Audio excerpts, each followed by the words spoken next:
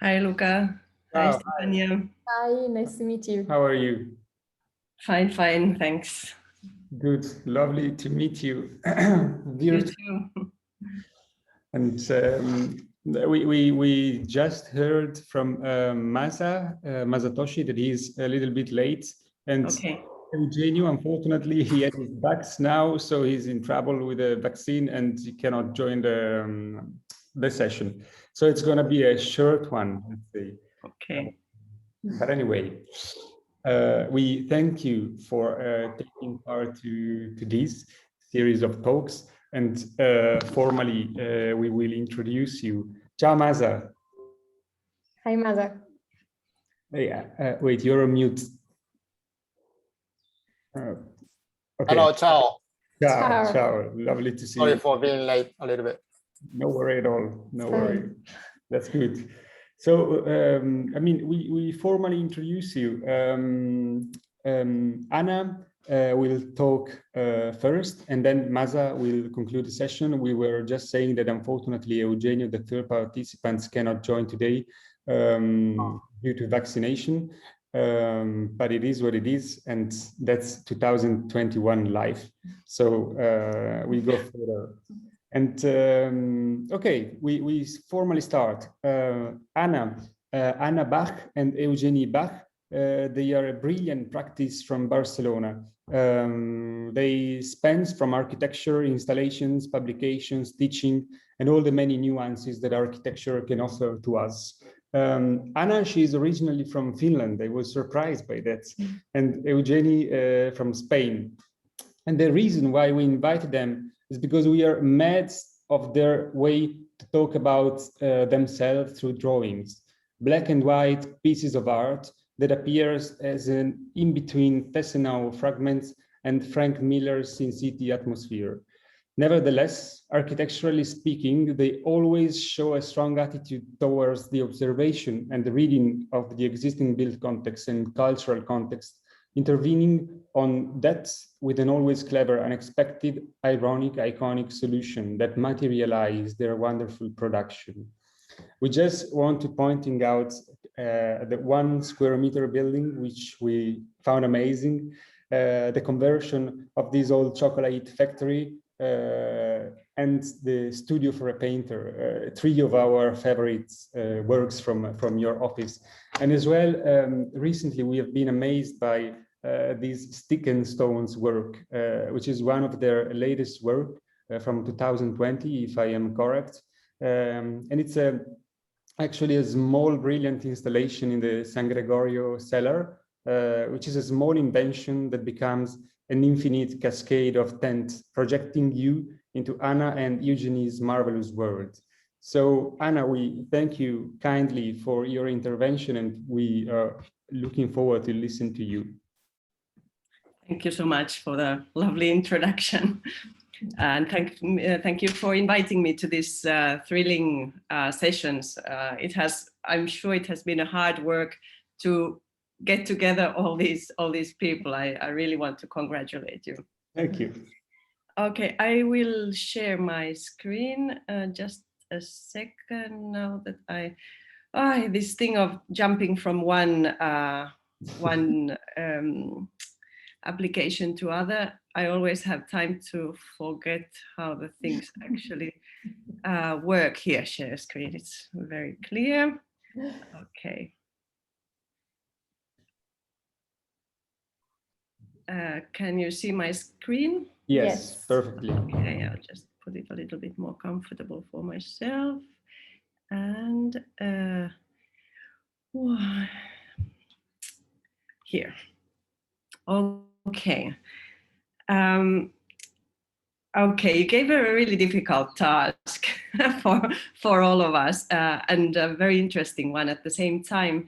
I will talk about, or I will use Mies van der Rohe's and Lily Reich's Barcelona pavilion to enter to all of the themes, to the fake, to the authentic, to the iconic, ironic, and all the possible combinations of them.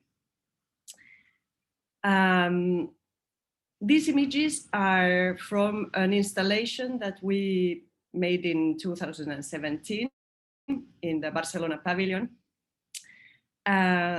which is a fake. The Barcelona pavilion, in a way, it's a fake, it's a reconstruction from 1986 of the original Mies van der Rohe pavilion constructed for the World Fair in 1929. It was an ephemeral building, so it wasn't meant to last. And after a couple of months, it was torn down. And in 1986, it was reconstructed in its original place and somehow on the original foundations. This is not a very easy change in an architecture, to turn a ephemeral object into a permanent building. And this change includes all kinds of decisions. Andres Jaque, for example, explains in his I believe, last book,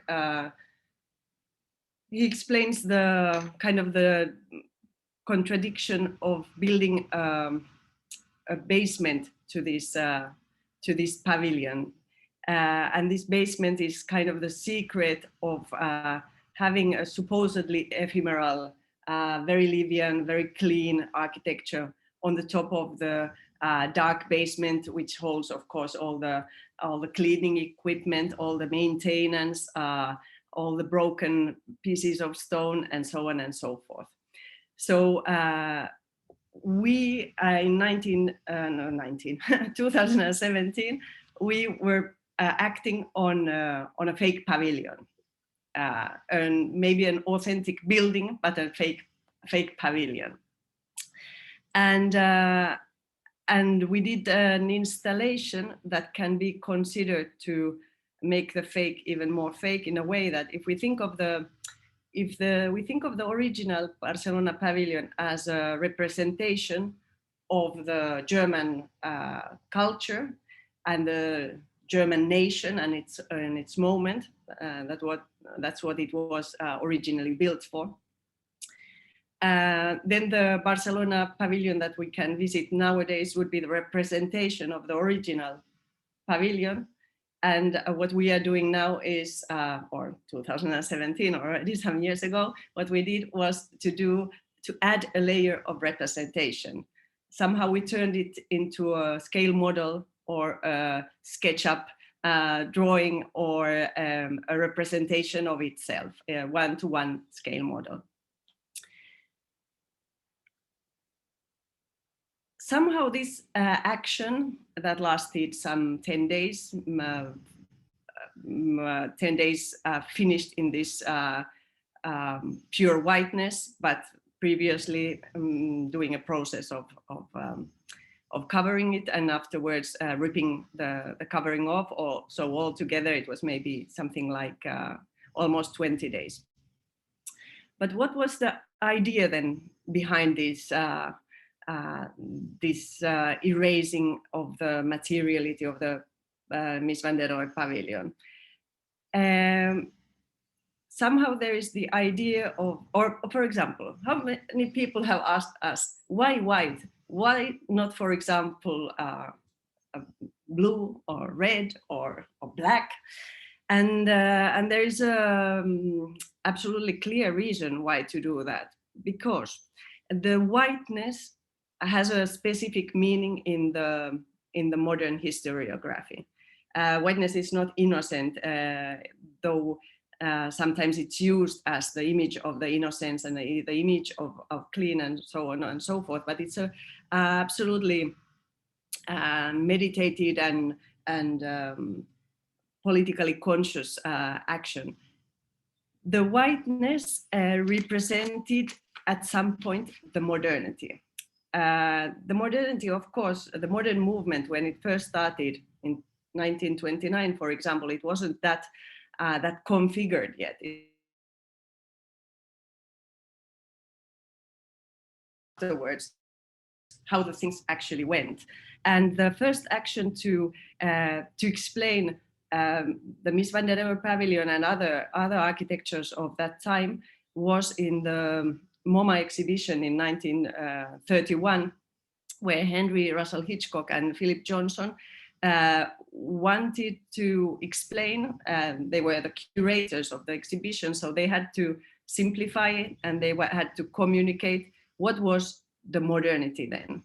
And there were some very clear rules somehow set in the catalog. One was flat roof, and the other one was the general whiteness. This was, of course, not the case with the Barcelona pavilion and with so many other architectures of that time, but the black and white photograph helped in this, helped to construct this story. Some of the Weissenhof buildings, for example, the Corbusier buildings are called the pink house and the blue house. So we can imagine that they are all but white. But in the black and white photographs, we see all these clear colors, all the pastel colors, all the light surfaces, like, for example, in the Mies van der Rohe pavilion, the travertine, with a lot of light, with the good exposition. Everything turns into more or less this white flat architecture. So what we did with our installation was to convert the Mies van der Rohe pavilion into a really authentically modern building, which is, of course, would relate very easily with the irony that we will then talk later. But this was the idea with the whiteness. Another layer of an interesting part of the Mies van der Rohe pavilions or Mies van der Rohe's work, which is somehow hidden in the real authentic pavilion, is that it's all about joints. And the whiteness of the pavilion demonstrated all the authentic joints, all the authentic pieces, which are somehow blurred into the rich materiality of the building. So the whiteness shows some very intelligent decisions by Mies van der Rohe and Lili Reich. All the light materials, so basically the travertine, all the joints coincide perfectly. So the vertical joints have a coincidence with the horizontal joints, and everything is this ideal image of modern architecture where there is a module and the module is perfect. But then in these images also we see that when there is a confrontation of the light material with the much more rich and dark materials, as we would see here, the green marble. Yes. I see you changing slides. So I'm still in the same slide. Don't worry. Okay, apologize. Okay, is it changing now? No. Okay, then there is a problem. So you are still in the opening screen. The second one, yeah. Okay, I'll change the application soon. So just a second. I will. Yeah, sure. Turn into PowerPoint. So let me see. Okay.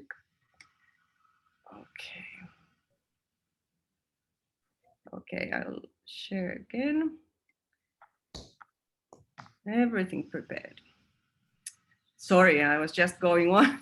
I didn't let you to. Well, today is a little bit accidental day, I see, isn't it? You can say that, yes.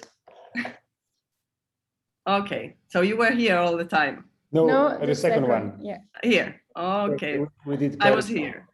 Okay, so here, this is the image that I was talking about, the pavilion that actually you can visit, the 86 makeover.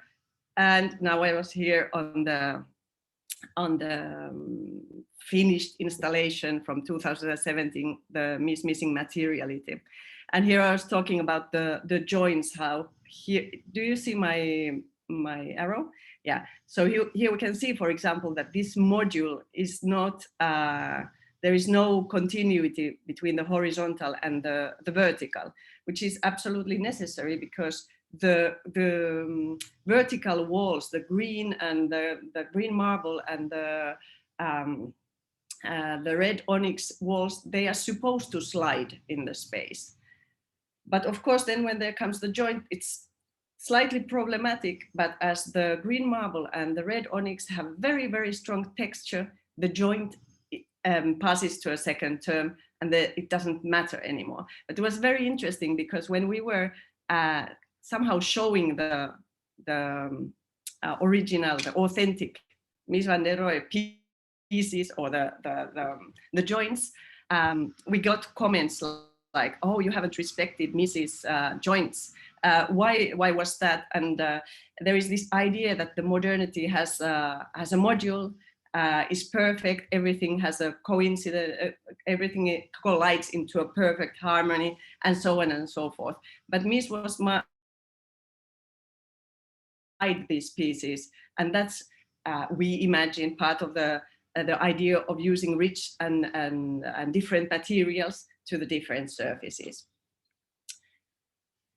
Well, anyway, the installation and its predecessor, the Kröller-Müller house, talk about models. And models, we believe in two levels. Of course, the idea of a scale model, one-to-one mock-up to test things, like in the Kröller-Müller house that was never built, but there was a model built of wooden structure and canvas, supposedly, because there are only 2 photographs of the model, and Philip Johnson in an interview claims that it was all fake and this never existed. But on the other hand, Philip Johnson was also a storyteller, so we will never know really if this happened or not. But anyway, the story tells that there was this 1-to-1 mock-up of the Kröller-Müller house, and then in the end it wasn't built. The Barcelona pavilion was built and it was unbuilt and it was rebuilt and then later on turned into a scale model. But then there is this other meaning of the model, like a model for future architectures. And this is something that the Mies van der Rohe pavilion, of course, was very strongly for generations of architectures. It was an icon, a model for the idea of modernity. And here there is also a very, very interesting aspect of that, because generations of architects and other people, they knew the pavilion only by photos. So they actually only knew the black and white pavilion. And actually when the pavilion was rebuilt in 1986, it was quite a shock for many people who had studied this building only in plan and in black and white photographs. And somehow suddenly they had this very kitschy selection of luxurious materials and red velvet curtains and so on and so forth. So the authentic wasn't what all the people had learned it to be. And for example, I'll still go one back. In the white pavilion, somehow there is a test run. What happens if we really turned into the Mies van der Rohe's plan, the flowing space, the position of the pillars, all the circulation? Is it the same building if it doesn't have its materiality? And of course, my answer would be that it is not. So actually the plan that has been so studied and so praised by by generations of architects, actually that's not architecture, it's just a plan. And depending on the materiality of the texture of the color, the space changes into another place if the materiality changes. So we can't assume that architecture is made only out of volumes and somehow think that the spatial qualities are independent of its texture and of its realization. Then ironically, all this historiography of modern architecture relates very strongly to this simpleness. For example, Adolf Loos talks about how a modern man should dress, and talks about simplicity and the tuxedo and all that. And on the other hand, has other articles where he talks about tattoo as a tattoo and texture, like something primitive, and relates the decoration to femininity, something that a modern man shouldn't wear, or shouldn't fall into the trap of these of the decoration.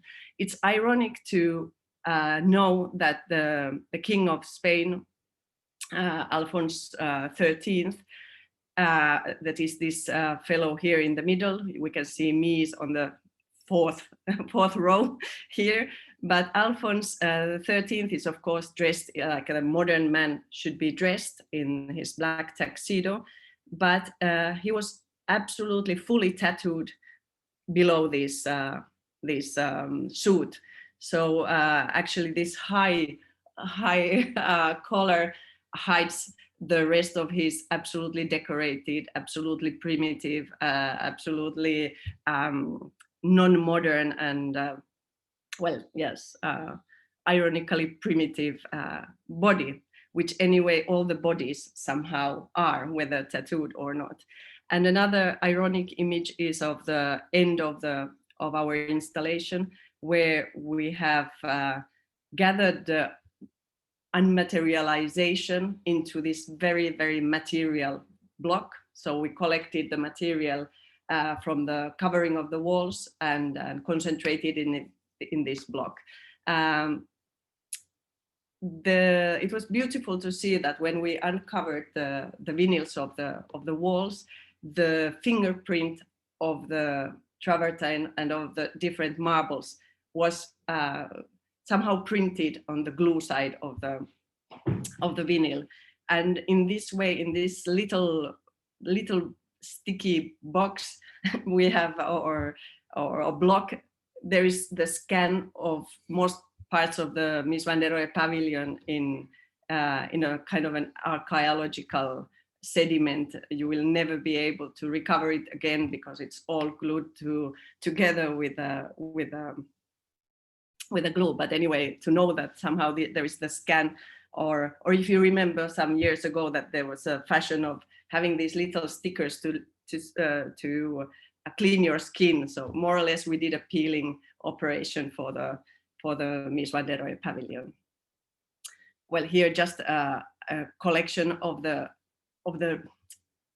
authentic materiality, of course, ironically fake, because it's of the remake, but the idea or the big difference between the whiteness, the supposedly whiteness, modernity, and the rich materials that Mies van der Rohe and Reich used in the pavilion, that represented the wealth of Germany at that time. So it was obviously it was part of their commission. Now I'll change to a very quick walk through some of our works. There's a kind of a mostra, what would that be? Like a small show of the drawings that Luca mentioned. But anyway, it's more to mention that we draw very often in black and white because we believe in the imagination of the spectator. So when one sees an uncompleted image, we complete it with the best of our imagination. And we imagine these places and these architectures more beautiful than what we could make in rendering, because we would always fail for someone. Now everyone has the kind of the responsibility and the joy to imagine the houses yellow or white or blue or whatsoever. So that's a little bit like the idea behind this way of drawing.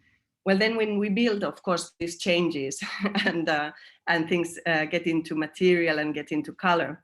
But here in this project, that is a small housing block finished recently in Barcelona, I wanted to comment another point that touches the idea of ironic, maybe. Architecture is a very serious business. We deal with serious people, we deal with serious problems, we deal with other people's resources, and so on and so forth. So very often humor is not part of architecture. It doesn't have very much space. But sometimes there is humor that has other aspects in it, so like this lost window here that's actually a balcony from the roof terrace, which we use to get our unpolite neighbor into the scale of the rest of the street. So somehow this guy who added one floor more than what's the norm in the street that we are building, we can't do anything about that. I mean, our neighbors is here, and we won't knock the building down, but somehow there is a kind of a rude gesture in this building. So what we try to do is, with this very small gesture, to mediate between smaller scale and the little bit monstrous building next to us. Or in this house that is actually our first built building already from 2008, where we are talking of a corner. So if we check what a corner really means, a corner is a place where two plans meet.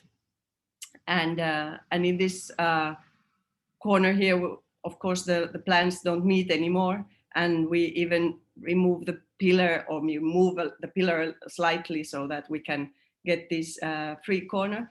And it changes completely the notion of the space. Our house is a very, very simple house with a very low budget and very simple techniques, but we take the permission of just simply moving 2 meters a pillar, and the whole idea of living in a box suddenly changes and opens. This is the 1 square meter building that Luca mentioned before. Such a small commission is of course ridiculous. It's already humorous in itself. So it's like, how small can you get? Well, our record at the moment is this 1 square meters. It's a guard's box in a office building complex. And the guard, in reality, what he needs is something to stop the sun. So we could imagine a sunscreen or an umbrella, and he needs a coat. This box is just so that the guard, in the moment that it's too hot, too cold, too windy, too rainy, he has to get covered. So here, the interesting point is, where is the limit between clothing and architecture when we are talking of something so small? So we like to think that in this project, what we're actually designing is a coat and a hat for the guard. And they are such a heavy and permanent coat and a hat that instead of the coats coming to the person goes into the clothes. Here we have an ephemeral installation for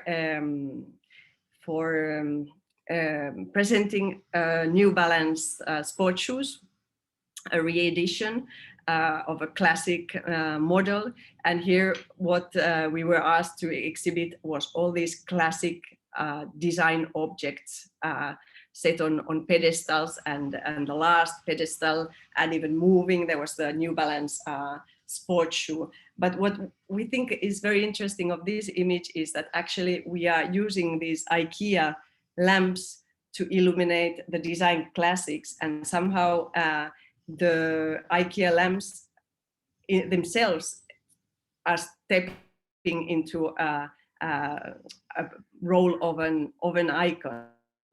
And I think that this will probably happen with several IKEA objects, but all the times have their own symbols and their own icons. And we come from a time, all these are industrially produced items, but somehow the uniqueness of the icons is something that we really have to think about. The collectioner's item, when there are billions of unities or pieces produced, what's the value of the original or the unique, the authentic pieces?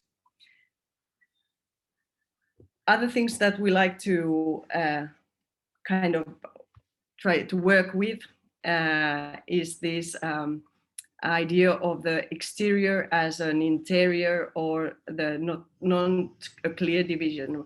We work in the Mediterranean, so in a fairly ideal place for living outdoors. And often we find out that in our projects, the most important room or the most important space actually lives outside the actual house. So that would be also some kind of somehow the same phenomenon as in the 1 square meter house, that actually the house is the refuge of the bad weather or the excess of sun and so on and so forth. But whenever you can, you would anyway stay out.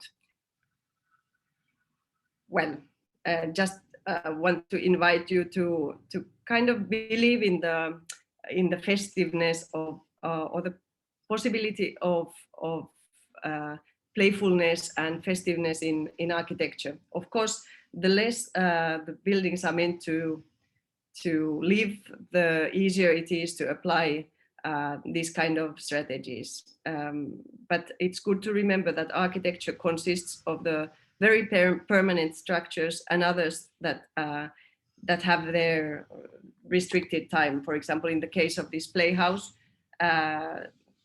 it will probably rot while the children grow old. The building will grow old and finally disappear, as it's somehow even meant to. And the last image that I'll show is this Dirk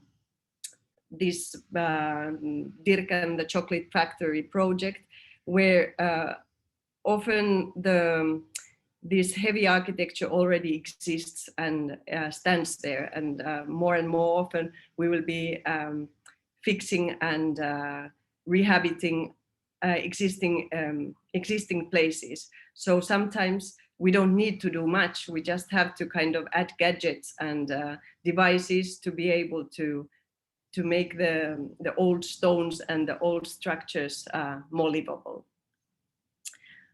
Thank you so much, and that's about it.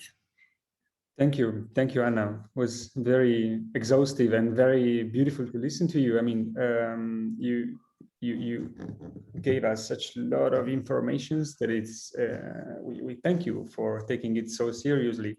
And I think it was beautiful to think for a moment to something that personally I'm constantly thinking about, like how a space changes because of small details or materials. And so that experiments that you brought on the table of the Mies van der Rohe pavilion, I think it's very sharp and brilliant. And I mean, luckily architecture, it's also made out of these small gestures. So details and fragments are of course part of our daily life as architects and as human beings. Thanks for underlining this. And I think it was very beautiful also to see these in relation to your black and white drawings, which in a way it's a beautiful description what you say, that your drawings stands as a black and white to somehow offers more imagination, or to make people traveling with their minds when they look at it. And it's actually what it happens when I look at those. So generally speaking, I mean, thank you so much for your contribution. And yeah, so we now formally introduce Masatoshi, who is so kind to be with us at, I guess it's 8:30 or something in Japan in the evening. So last moment session and good conclusion of the day, we hope, for Masa. We introduce you briefly, Masa. Masatoshi Hirai, it's practiced in Shibuya, which is one of the most active districts of Tokyo. Masa and his team have been designing for any kind of space that deals with architecture, interior, landscape, and they are also involved in teaching. In our opinion, they represent one of the most intriguing and inspiring contemporary practice. One of the reasons why we invited Masa is since a couple of months ago, together with our Mendrisios team, we discovered and we made X-rays of one of their most incredible sharp build project named Sarugaku Plural Direct Tower, which is a slender, tall, unbelievable timber construction where Masa and his team mix together work and living, surrounded by an intriguing building system that celebrates the narrowest and tiniest plot ever in Tokyo. Apart from this personal fascination, we invite you to check the vase production of the practice that counts already several built icons and several won prizes. We thank you very much, Masa, for being part of this series of talks, and we cross fingers to meet each other soon in person to make a proper kampai. So welcome, Masa, and thank you for being on board. Thank you for introducing me in very kind way, and nice to meet you them. Thank you. And now it's 8:07, so I'm concluding this day with you. Yeah, unfortunately, I didn't include the project that you introduced now, but obviously the talk will include the topics fake and authentics and so on. Yeah, it was quite tough and interesting time for me to think about them. So let's start my presentation from now. Let me share my screen. Can you see my screen? Yeah, perfectly. Yes. So as you've seen above of fake authentic, the character is in Japanese, fake authentic. So now let's start about fake. So basically, as an architect, I try to avoid being fake as much as possible, and I try not to be fake. This is not an external looking discussion, but I think the worth of fake is the fact that the surface layer and deep layer do not match. As such, I think it is very interesting to talk about what fake is with you here time. An easy to understand example of fake is material. Perhaps Japan is not the only country full of fake wood grain sheets and fake brick-like panels. But Japanese people are very delicate, so the quality of fake is very precise. And although I have my own good eyes, I sometimes miss them. It's scary though. Oh wait. I'll wait a little bit. Sorry, I changed my.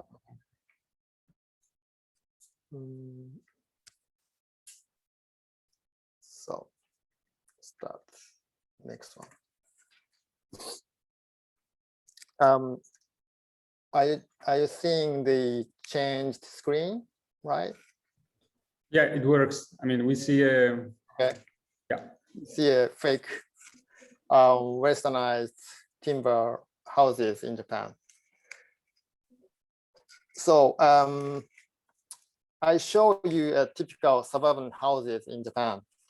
What is noteworthy here is not only that the material used in fake, like wood and stones and like stucco, but also that the design style of the building has also a variety of fake. So you may know that Japanese residential area are covered with the large number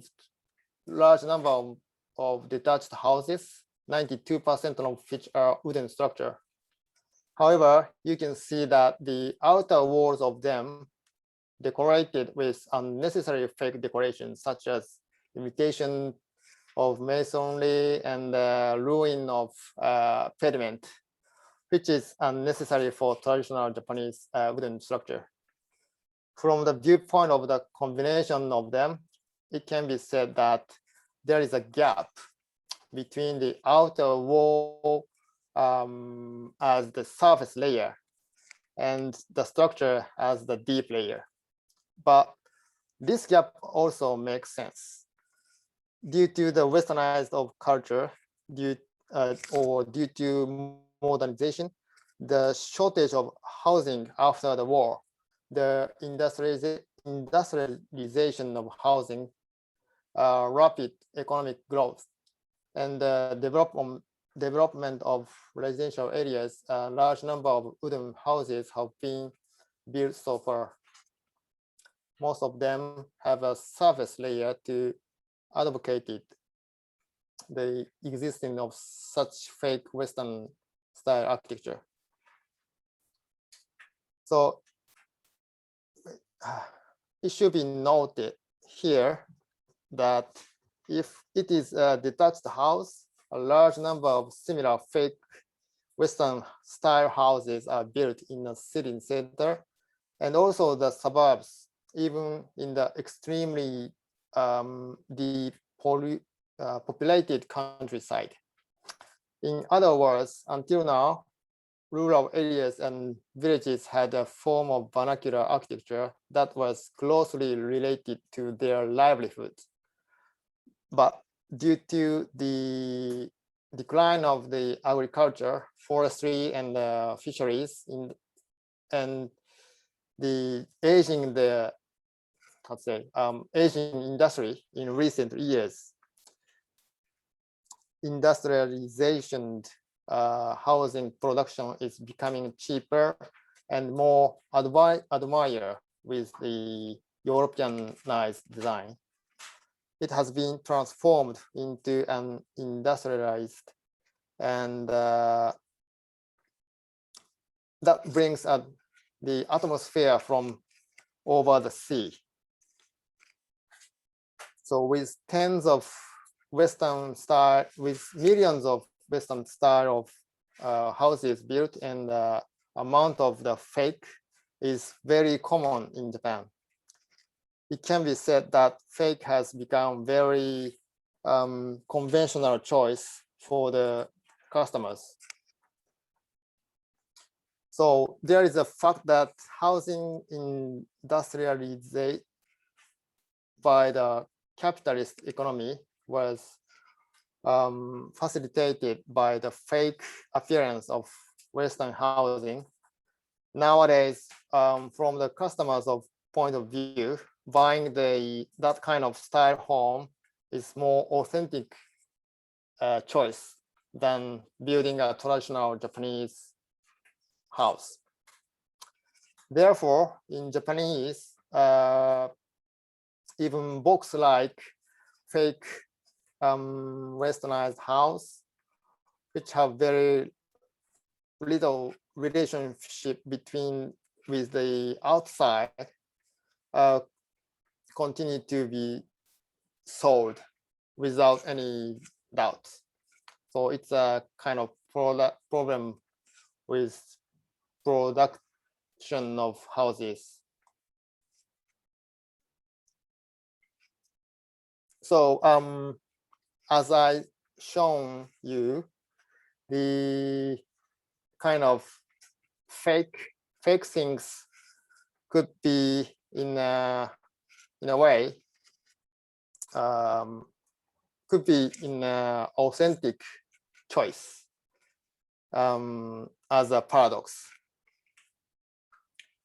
So next I show, let's think about authentic.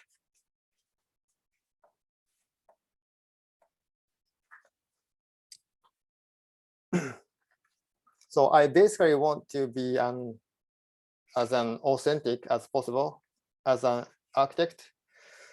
But now I'm trying to find out what the new authentic is. So for example, here are a number of modern farming shed. It is necessary to fulfill the function of farming, that is storing tools or the storing crops and taking a break. One of the most authentic building in anonymous in a sense. So it is built in the most rational way for the users, and which is safe and can be produced close to the site and also built by their own. So it can be said that it is kind of authentic. From that point of view, the surface layer and the deep layer are closely integrated. And it seems that the farming shed functions as it is. So most of forms seen here are galvanized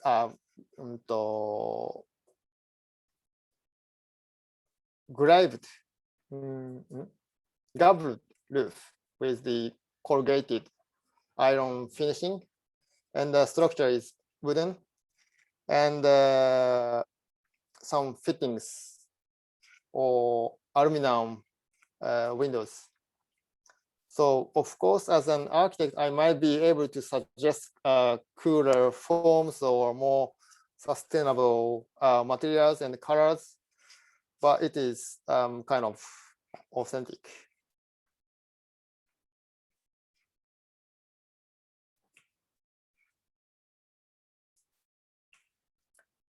So next, what is iconic? So yeah, about iconic, this is obvious, but I want to make sure that iconic is a concept that raises not only the subject, but in the context in which it is placed. So for example, try to place a westernized house in a farming sheds surrounding. So looking at this is a diagram. It can be said that the method is itself adopted by the modern capitalist economy. So in other words, the admire for the culture for Western Europe, this one, which is major power in Japan, which lost the World War, spread all over the country at once. Then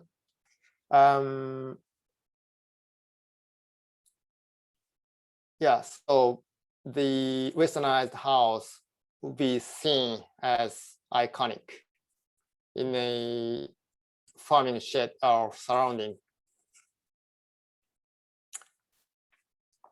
So let's try to think about ironic.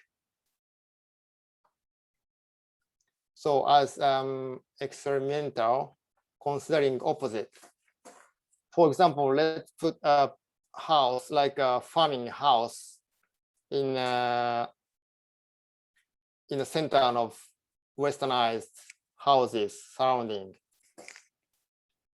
So in contrast to the violently rushing westernized houses of architecture like a farming house, farming shed, the surface layer and deep layer are misaligned due to the authenticity of them. I think this will create an ironic relationship. So architects have tried to create iconic objects, but I'm negative about irony icons. Rather, I like to focus on the issues that the act of architecture highlights and how to solve those issues. In other words, I'm not accepting the ironic relationship that I have experimentally shown here, but accepting the opposing relationships.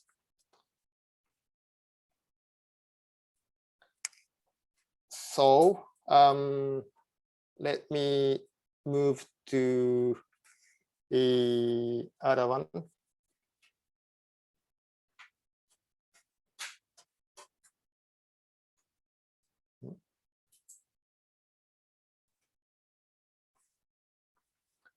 So authentic ironic or fake iconic is the next topic. So I'm assuming that it's an authentic ironic, or maybe the fake iconic, it's a similar for me. I won't discuss the difference in between them in detail here, but let me introduce my work designed to blend with the surrounding area, which may be called authentic ironic. So this is a, how to say, modernized farming house named Villa Potager, designed in a suburban rural residential area, where it's about an hour and a half away from Tokyo by train. Then the surrounding area is a mixture of agricultural land and where more westernized houses are built than traditional wooden houses. The client is a person whose job is the community development through tourism.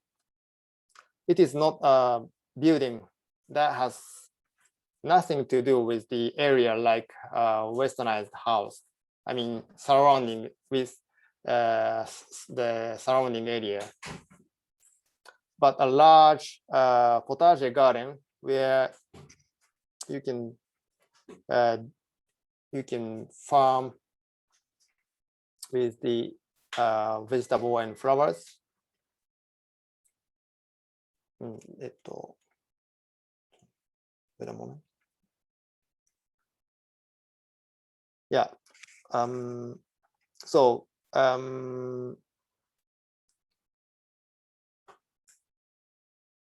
it is an architecture that fuses with the surroundings area and realize the creation of new commons.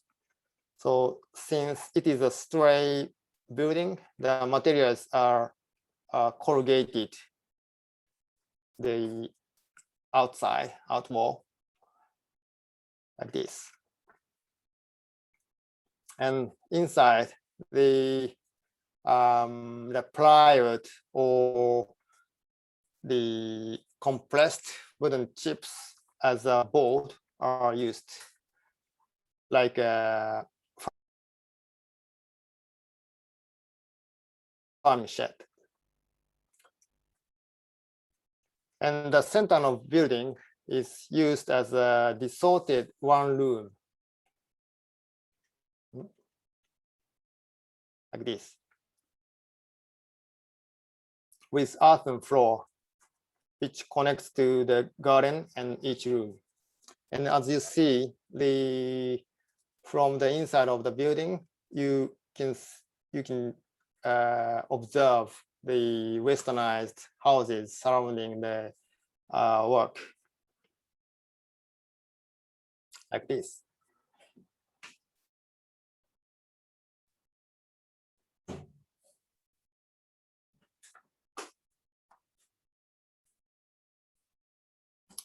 So inheriting the typology of the interior space founded in traditional farming house or farming shed.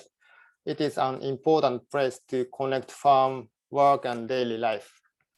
Sometime in the afternoon, children living in the westernized houses surrounding the work, they come in through the garden or even through the windows.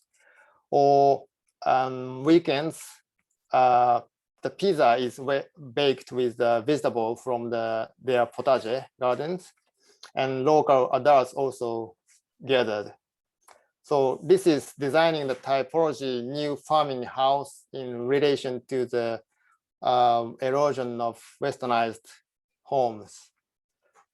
Considering the previous diagram, it may be like iconic, but it's not just iconic. Reproducing the common space that over the external space and semi-external space in the rural residential area lost by capitalism economics. So it creates new communication, not closed actors, but weaving the new actor networks. So it is an architecture to spine an open network of actors who care each other, and it may be said to be an authentic ironic because it tried to integrate the surface layer and the deep layer. So sure, the architecture is a little iconic in the area, but it's not the purpose of being iconic. It's a fake to make architecture can possible. And the surface and depth, surface layer and the deep layer are tightened. So it can be said, so this is iconic. So this is authentic ironic. And might be fake iconic also. So I think this is a conclusion of my talks. Thank you for listening for me. Thank you, Masa. I think it was a beautiful talk, actually, and we have been lucky enough to have you today together with Anna. I mean, two of the best lecture we had until now.